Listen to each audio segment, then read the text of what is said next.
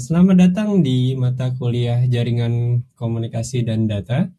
Pada perkuliahan kali ini atau modul kali ini, saya akan coba untuk menjelaskan modul link layer. Seperti kita sudah pelajari sebelumnya, kita sudah membahas mengenai application layer, kita sudah membahas network layer, kita sudah membahas transport layer. Layer-layer tersebut secara modular bekerja sama untuk bisa menghantarkan paket dari satu tempat ke tempat yang lain. Di modul ini kita akan membahas lagi layer di bawah network layer, yaitu link layer. Nah, seperti kita tahu bahwa di dalam link layer ini nanti kita akan membahas beberapa pokok bahasan, yaitu ada LAN, VLAN, MPLS, dan data center. Di sini kalau kita lihat ya, suatu link layer itu sebenarnya supporting ya untuk menghantarkan paket dari satu device ke device yang lain. Mungkin kita sering mendengar yang namanya Ethernet di sini. Ya, Ethernet itu biasa kita gunakan untuk berkomunikasi ya device antara satu komputer dengan komputer lain di dalam local network ya. Tidak hanya local network, kadang juga kita bisa untuk ke luar juga ya menggunakan Ethernet. Yang penting dia menghubungkan antara satu device dengan device yang lain atau antara satu device host dengan router ya. Jadi disitulah yang biasa kita gunakan yang namanya Ethernet. Pada bab ini kita juga akan coba untuk membahas namanya addressing dan address resolution protocol ya atau ARP. Pada layer sebelumnya di dalam network layer kita sudah membahas namanya IP addressing ya. IP addressing terdiri dari 32 bit ya, di mana 32 bit itu merupakan identifier untuk masing-masing device atau masing-masing host. Mau itu device-nya komputer, mau itu device-nya IoT, semuanya yang terhubung dengan jaringan itu akan diassign yang namanya IP address. Nah, untuk dapat mengenali selain IP address, ya, kita juga nanti menggunakan ada yang namanya MAC address. Ya. Namun mengapa MAC address tidak dibahas di network layer? Karena MAC address di sini masuk ke dalam ranah link layer, di mana dia nempel di setiap atau ada di setiap device. Ya, misalnya kita punya wireless access point atau kita punya HP. Nah, HP tersebut kita akan memiliki MAC address tersebut. Ya, MAC address ini nempel terhadap device-nya atau network interface card. Kalau kita memakai wireless, MAC address ini akan nempel ke wireless tersebut.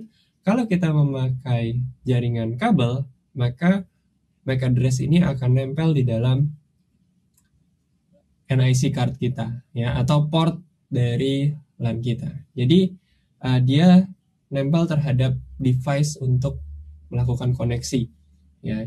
Kalau IP address di sini kan kita bisa mengassign IP address untuk host A, untuk host B, dan untuk host C. Ya, kita bisa mengassign seperti itu. Namun kalau untuk MAC address, dia sudah built-in terhadap device-nya. Ya. Jadi untuk mengantarkan atau kita bisa tahu alamat dari tujuan kita, ya, kita butuh nanti yang namanya IP address. Dan kita butuh yang namanya MAC address juga. Tuh, jadi modularitas dari pengelolaannya memang di sini dijelaskan secara beda. Yang satu ini berperan di network layer, yang satu ini berperan di dalam link layer. Kenapa dimasukkan ke dalam link layer? Karena dia sudah nempel terhadap device-nya. Sedangkan di bagian ini IP ini kan kita bermain terhadap logiknya. Ya, logik itu artinya kita cukup nggak nih subnet IP ini untuk bagian produksi misalnya atau bagian HRD ya. Jadi perbedaannya terletak di situ ya. Bagaimana kita membedakan antara network layer dan link layer. Namun pada saat bekerja ya, semua ini berkesinambungan satu sama lain. Ya, nanti kita akan bahas bagaimana secara menyeluruh network bekerja. Oke, seperti kita tahu bahwa Ethernet itu sering digunakan ya untuk wired LAN teknologi karena dianggap sangat murah dan untuk sebuah NIC card itu teknologinya lumayan banyak sekarang ya, baik itu data center ataupun komputer-komputer biasa. Biasanya kita memiliki rata-rata 10 Mbps atau 10 sampai 10 gigabit per second. Bahkan yang 10 gig per second ini sudah lumayan murah ya, tidak terlalu mahal juga harganya. Nah, secara fisikal ya, kita menempelkan Ethernet itu terhadap NIC card ya. Jadi di sini ada NIC card. Jadi NIC cardnya itu terletak di dalam komputer kita. NIC card ini yang komponen paling penting adalah yang perlu kita tahu ada namanya MAC address di dalam NIC card ini. Jika Anda memakai jaringan kabel ya dan memakai port LAN ya, port LAN yang waktu pada bab sebelumnya Anda belajar pakai koaksial di sana. Di sini NIC-nya dia punya MAC address ya. Jadi di receiver-nya itu ya, di interface dari network yang kita miliki dia punya MAC address. Kalau kita pakai laptop ya, misalnya kita mau pakai wireless ya, otomatis kalau mau pakai wireless MAC address-nya ada di mana? Ada di modul wireless kita. Ya, jadi kalau kalian punya HP, kalian punya MAC address. Ya, MAC address-nya di mana? Ada di dalam wireless modul kalian. Ya. MAC address ini di-assign secara unik, ya, dan diatur oleh regulasi. Ya, artinya unik itu antara device saya dan device Anda itu memiliki MAC address yang unik, tidak sama. Ya. Jadi dia terdiri dari 6 byte, ya, 6 byte heksadesimal, ya, 6 byte heksadesimal, di mana MAC address tersebut akan berperan sebagai identifier bagi device-device-nya.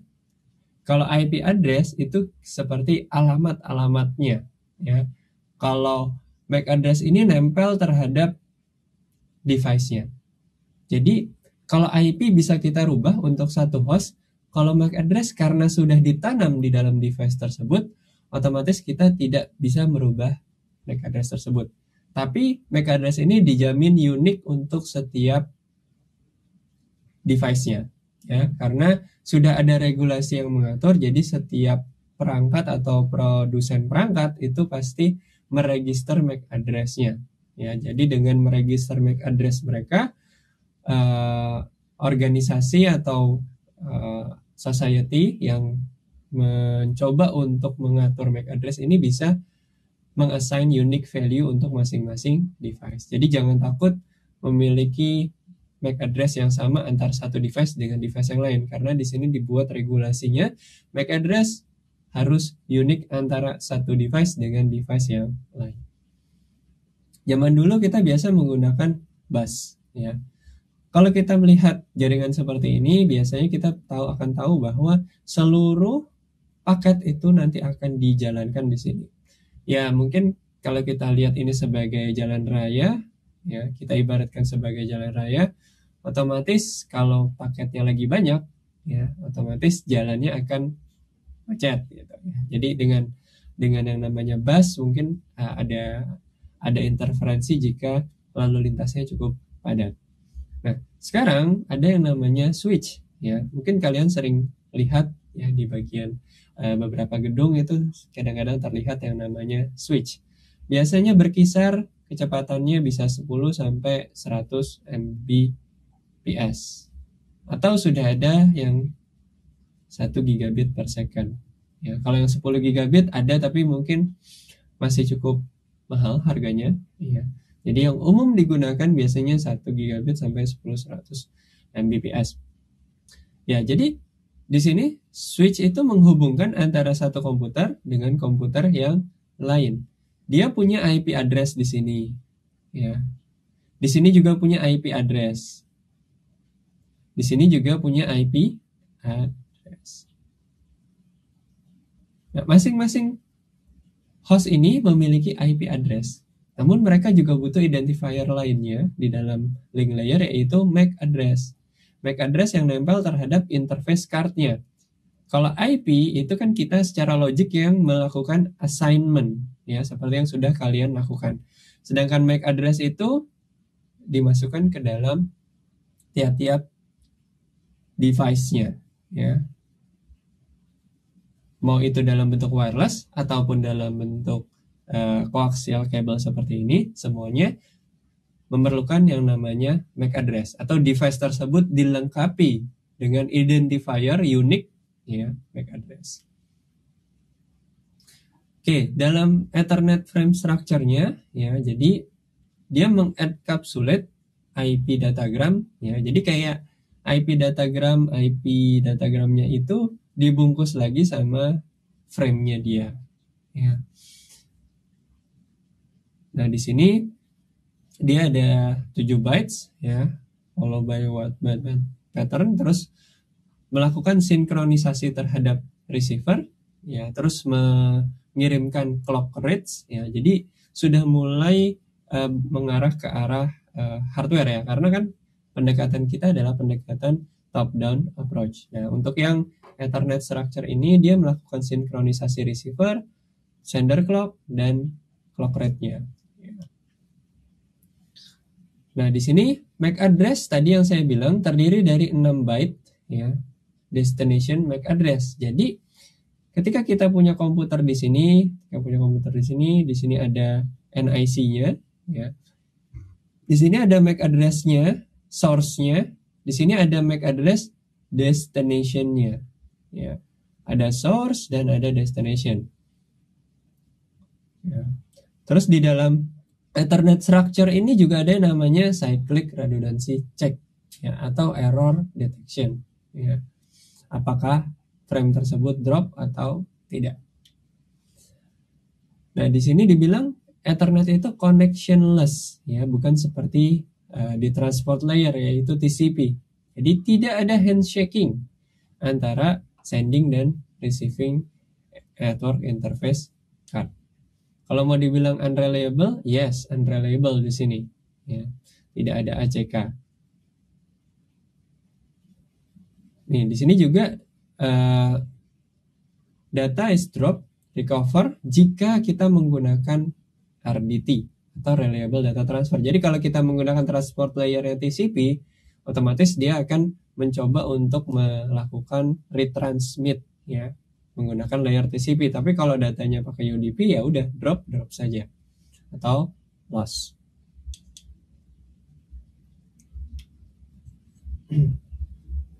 Ya, jadi ini adalah beberapa standar, ya, yang tadi saya bilang kecepatannya merepresentasikan ini 100 base transceiver, ya.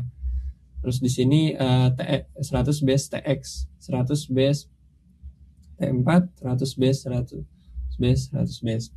Ya, jadi ada 2 megabit per second, ada 10 Mbps, ada 100 Mbps, ada 1 gigabit per second, bahkan ada yang 10 gigabit per second. Ya. Media physical layer-nya bisa beda-beda, ya, atau apakah itu fiber, apakah itu coaxial, ya, kabel. Ya, biasanya ini dalam bentuk chopper, sedangkan yang ini F itu fiber, ya. Oke, jadi itu penjelasan secara singkat, ya, bagaimana filosofi di dalam link layer ini.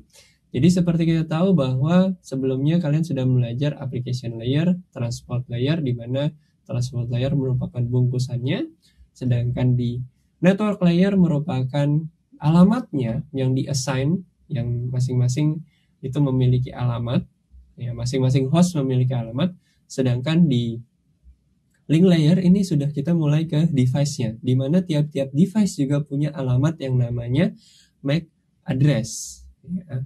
Dan dia nanti akan dikombinasikan dengan IP address agar suatu paket itu bisa dikirimkan secara tepat kepada host yang ditujukan.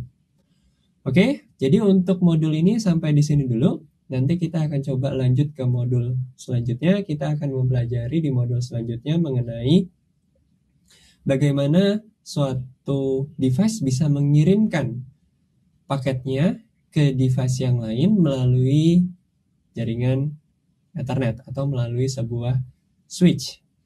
Oke, terima kasih atas perhatiannya. Semoga modul ini bermanfaat.